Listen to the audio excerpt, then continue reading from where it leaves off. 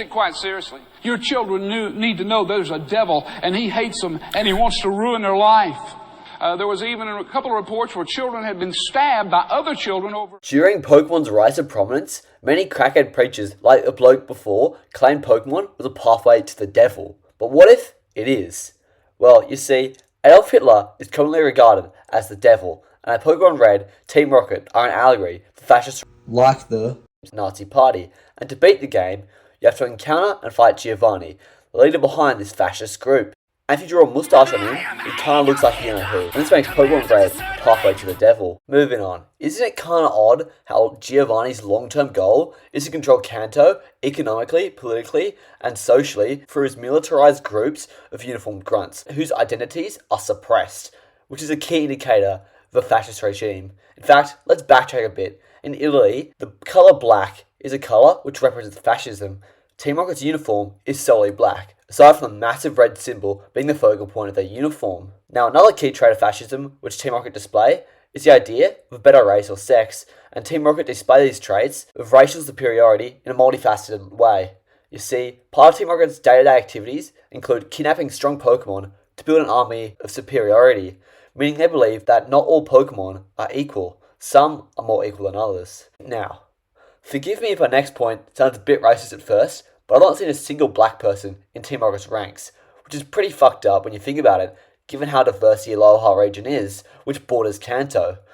And you would assume that there's been a lot of migration coming from the Aloha region to seek employment in a more prosperous country like Kanto. Now, I know that was a pretty weird first segment to the video, but hopefully I've got my point across that Pokemon isn't all sunshine, lollipops, and rainbows.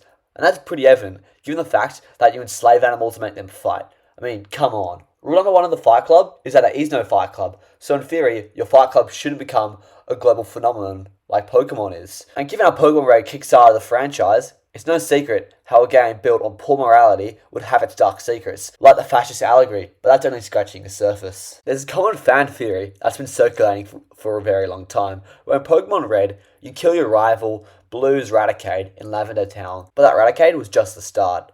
What if you've killed real people as well? Well, indirectly at least, because in a lot of Pokemon, especially Pokemon Red, you encounter 6 to 7 year old trainers in various dangerous habitats, like caves and forests. And while Pokemon Red has got no day or night cycle because of the inherent simplicity of the original games, but obviously nighttime exists. So, when you go out to a route during the nighttime and battle a 6 or 7 year old and knock their Pokemon unconscious, they don't just teleport back to the Pokemon Center like you do.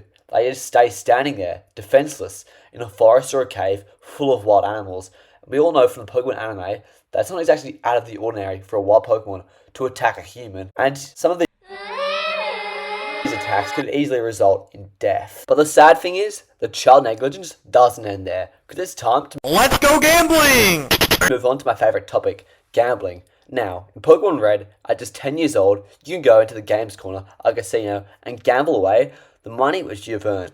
And in the first place, a 10-year-old shouldn't be able to earn money to spend at a casino in the first way, especially not through underground animal fights and manual labour. I mean, Canada's a developed country, and yet there's no child protection laws. That seems very strange, except not really when you begin to think about it. In the Pokemon Adventures manga, Kanto is being displayed as being an overpopulated country as a result of many sociological factors, like overpopulation. And in order to reverse this fatal flaw of the nation, the population needs to be capped. But how?